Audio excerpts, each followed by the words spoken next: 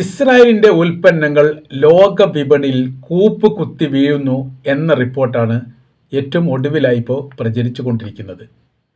അവരുടെ ഇറക്കുമതി കയറ്റുമതിയുമായിട്ട് ബന്ധപ്പെട്ട് ലോകാടിസ്ഥാനത്തിൽ വലിയ സ്ഥാനത്തായിരുന്നു ഉണ്ടായിരുന്നത്.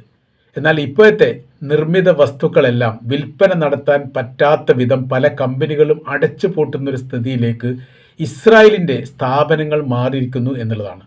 ഇസ്രായേലി നിർമ്മിത വസ്തുക്കൾ ലോക വിപണിയിൽ നിന്ന് അപ്രത്യക്ഷമാകുന്നു എന്ന തരത്തിലുള്ള റിപ്പോർട്ടും പുറത്തു വരുന്നു.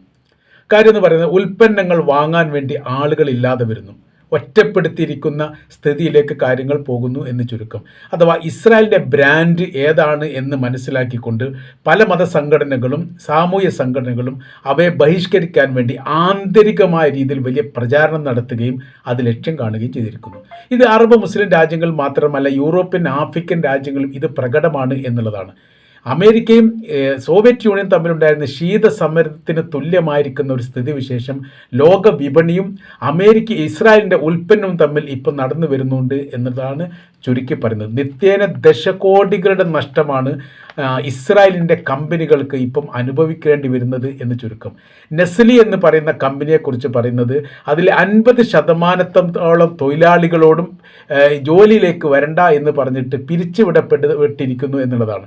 അപ്പോൾ ഏറ്റവും കൂടുതൽ വിപണി കീഴടക്കിയതിൽ ഏറ്റവും പ്രധാനമായിരിക്കുന്ന ഒരു കമ്പനിയുടെ പേരാണ് നെസ്ലി. പിന്നെ അതിൻ്റെ തുടർച്ചയായിട്ട് അവരുടെ ഉൽപ്പന്നവുമായിട്ട് ബന്ധപ്പെട്ട വിവരവും അതോടൊപ്പം തന്നെ ഇത് ഈ മിഡിൽ ഈസ്റ്റ് മേഖലയിൽ വിതരണം ചെയ്യാൻ പറ്റാത്തതിൻ്റെ ഒരു ദയനീയമായിരിക്കുന്ന അവസ്ഥയും പ്രയാസവും ചില ഇസ്രായേലി കമ്പനികൾ തന്നെ അഭിമുഖമായിട്ട് നൽകിക്കൊണ്ട് പറയുന്നുണ്ട്. ഈ യുദ്ധത്തിൻ്റെ ഏറ്റവും കെടുതിയും വിഷയവും അനുഭവിക്കുന്നത് ഇസ്രായേൽ സർക്കാർ മാത്രമല്ല, ചെറുകിട മധ്യകിട വലിയ കമ്പനികളാണ്. അവരുടെ ഉൽപ്പന്നങ്ങൾ വിറ്റഴിക്കാൻ വേണ്ടി സാധിക്കുന്നില്ല, ലോക വിപണി ഞങ്ങളെ ബഹിഷ്കരിക്കുന്നു എന്ന തരത്തിൽ.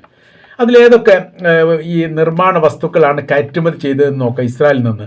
അതിൽ ആഹാര കൃഷി ഉൽപ്പന്നങ്ങൾ അത് അറബ് രാജ്യങ്ങളിലേക്ക് ഏറ്റവും കൂടുതൽ കയറ്റുമതി ചെയ്യുന്നത് ഇസ്രായേലിൻ്റെ ഭാഗത്തു നിന്നാണ്. പിന്നീട് തേന്, മറ്റ് ഭക്ഷ്യവർഗ്ഗങ്ങൾ, പച്ചക്കറികളും മധുരധാന്യങ്ങളും, ടെക്നോളജി ആൻഡ് ഇലക്ട്രോണിക്സ്, മെഡിക്കൽ ഉപകരണങ്ങൾ, ടെലികമ്മ്യൂണിക്കേഷനുമായിട്ട് ബന്ധപ്പെട്ട വസ്തുക്കൾ, എഞ്ചിനീയറിംഗ് ആൻഡ് ദീർഘകാല ഉപകരണങ്ങൾ, പ്രതിരക്ഷ ഡിഫൻസ് ഉൽപ്പന്നങ്ങൾ, ഡ്രോണുകൾ, ആകാശ പ്രതിരോധ സംവിധാനങ്ങൾ. എന്ന് വെച്ചാൽ അവിടുത്തെ രാജ്യത്തിലെ ഗവൺമെൻറ്റുമായിട്ട് ബന്ധപ്പെട്ടതാണ്. ഇത് നിത്യേന എന്നോണം വന്നുകൊണ്ടേയിരുന്നു. മറ്റു പല രൂപത്തിലും ആകാശവും ഭൂമിയും കടലും ഉപയോഗിച്ചുകൊണ്ട് ഇസ്രായേലിൻ്റെ ഉൽപ്പന്നങ്ങൾ കൊണ്ട് അറബ് മുസ്ലിം വിപണി വളരെ സുലഭമായിരുന്നു. ഇസ്രായേലിലെ ഉൽപ്പന്നങ്ങൾ വളരെ സ്റ്റാൻഡേർഡായിട്ട് തന്നെ അഭിമാനപൂർവ്വം അവർ ഉപയോഗിച്ചിരുന്നു എന്നാണ് കാണാൻ വേണ്ടി സാധിക്കുന്നത്. അത് ഇസ്രായേലിൽ നിന്ന് സൂയസ് കനാൽ വഴി ചെങ്കടലിലൂടെ ജബൽ അലി, ഫുജൈറ, ഖലീഫ് എന്ന് പറയുന്ന UAE തുറമുഖത്താണ് ഏറ്റവും കൂടുതൽ കപ്പലുകൾ എത്തിയിരുന്നത്.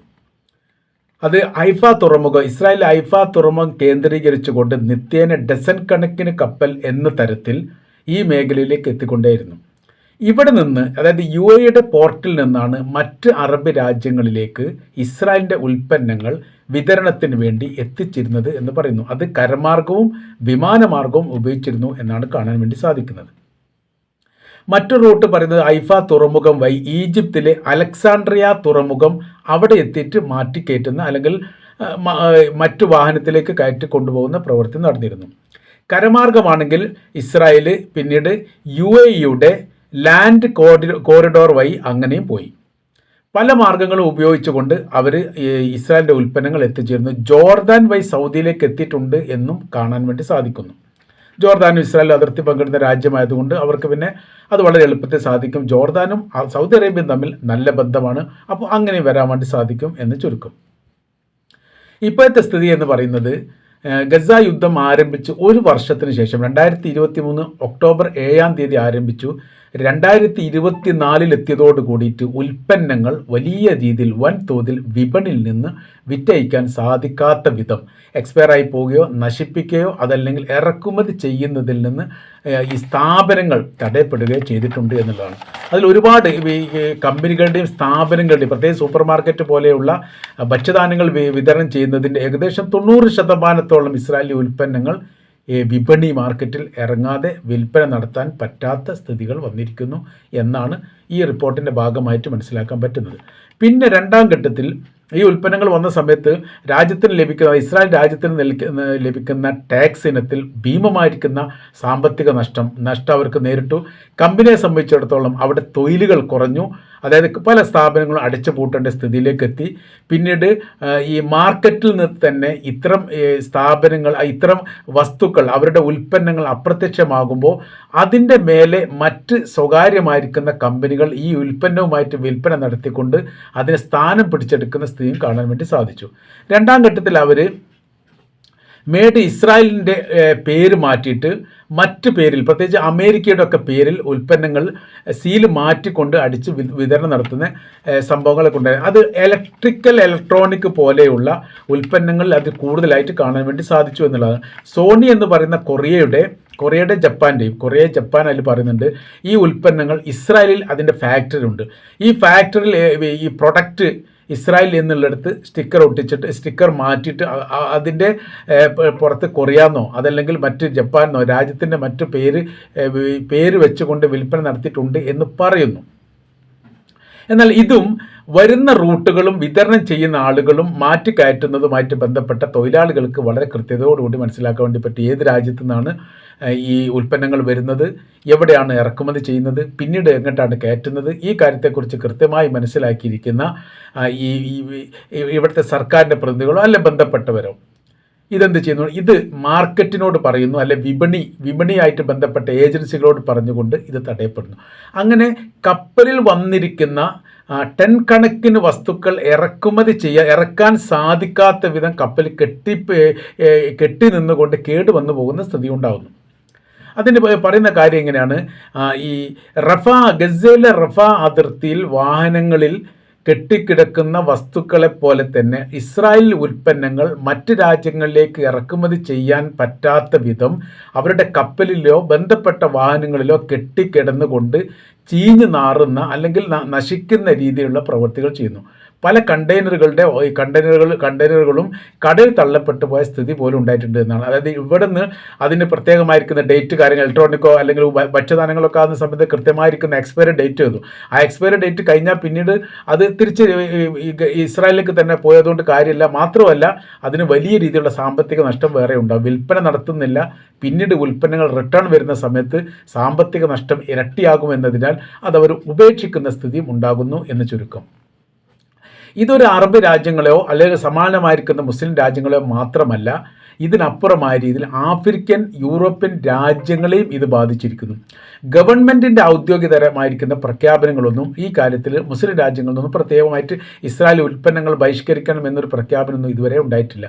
പക്ഷേ ആന്തരികമായ രീതിയിൽ ജനങ്ങളാണ് ഇതിൽ ഒന്നിക്കുന്നത്. പ്രത്യേകിച്ച് പ്രൈവറ്റ് കമ്പനികളാണ്, സ്വകാര്യ സ്ഥാപനങ്ങളാണ്, ചെറുകിട കച്ചവടക്കാരാണ് ഈ കാര്യത്തിൽ വലിയ രീതിയിലുള്ള ജാഗ്രത കാണിക്കുന്നത്.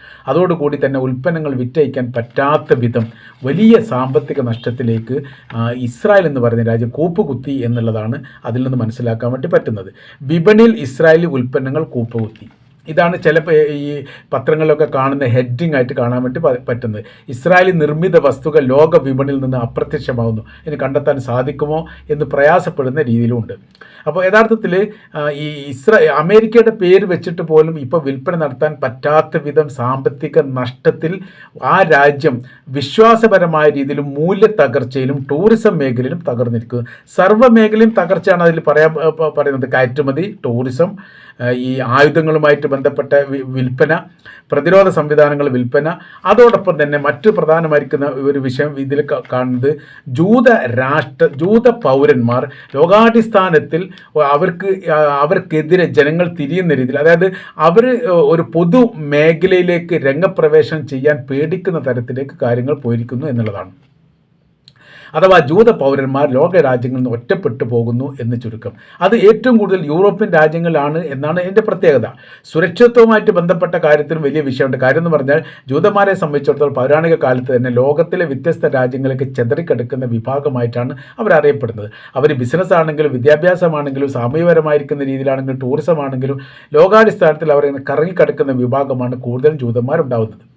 അപ്പോൾ അവർക്കിപ്പോൾ അത്ര സുരക്ഷിതത്വത്തോട് കൂടിയിട്ട് പോകാൻ പറ്റാത്ത സ്ഥിതിയിലേക്ക് കാര്യങ്ങൾ മാറിയിരിക്കുന്നു എന്നുള്ളതാണ്. ഇവിടെ ഗസയുടെ വിജയങ്ങളും അതുമായി ബന്ധപ്പെട്ട കാര്യത്തെക്കുറിച്ച് ഇസ്രായേലിൻ്റെ പ്രധാനമന്ത്രി ബെഞ്ചമിൻ നെതന്യാഹു ഇങ്ങനെ നിരന്തരം പറഞ്ഞുകൊണ്ടേയിരിക്കുന്നതിനോടനുബന്ധിച്ച് അവരുടെ ജൂത വിഭാഗങ്ങൾ ലോകാടിസ്ഥാനത്തിൽ ഒറ്റപ്പെട്ടു പോകുന്നതിനെക്കുറിച്ച് അവർ പറയുന്നില്ല എന്ന് മാത്രമല്ല, അത് ഏറ്റവും വലിയ പ്രയാസകരമായിരിക്കുന്ന സാഹചര്യത്തിലേക്ക് ജൂത വിഭാഗം ഒന്നടങ്കം മാറിപ്പോകുന്ന ഒരു സ്ഥിതിയാണ് ഇപ്പോൾ നിലനിൽക്കുന്നത് എന്നുള്ളതാണ്. അപ്പോൾ പല കാര്യങ്ങളും ഇസ്രായേലിൻ്റെ സൈന്യമോ ഇസ്രായേൽ ഗവൺമെൻറ്റോ ലോകത്തോട് സംസാരിക്കുന്നില്ല. മുൻപ് അങ്ങനെ അവർ പറഞ്ഞിട്ടില്ല. അവർക്ക് നഷ്ടങ്ങളോ പ്രയാസമോ ബുദ്ധിമുട്ടോ ഉണ്ടാവുകയാണെങ്കിൽ മൗനം പാലിച്ചുകൊണ്ട് മിണ്ടാതിരിക്കുന്ന ഒരു രീതി എന്നല്ലാതെ ഒരിക്കൽ പോലും അവരുടെ നാശത്തെക്കുറിച്ചും നഷ്ടത്തെക്കുറിച്ചും ലോകത്തോട് പറയുക എന്നുള്ളത് അവരുടെ അഭിമാനം അനുവദിക്കാത്തൊരു കാര്യമായതുകൊണ്ട് അവർ പറയാറില്ല എന്ന് ചുരുക്കം. നിലവിലെ സാഹചര്യ വിവരങ്ങളൊക്കെ നോക്കുന്ന സമയത്ത് ഇസ്രായേലിൻ്റെ ഉൽപ്പന്നങ്ങൾ ഏതാണ് എന്ന് തിരഞ്ഞു നോക്കിയിട്ട് ₹1 പോലും വിപണിയിൽ വിൽപ്പന നടത്താൻ കഴിയാത്ത വിധം പ്രയാസപ്പെടുന്ന ഒരു ദയനീയ അവസ്ഥയിലേക്ക് ചരിത്രത്തിൽ ആദ്യമായി ഇസ്രായേലിൻ്റെ ഉൽപ്പന്നങ്ങൾ മാറിയിരിക്കുന്നു എന്നാണ് ഈ വിഷയവുമായിട്ട് ബന്ധപ്പെട്ട് നമ്മൾക്ക് മനസ്സിലാക്കാൻ വേണ്ടിയിട്ട് സാധിക്കുന്നത്.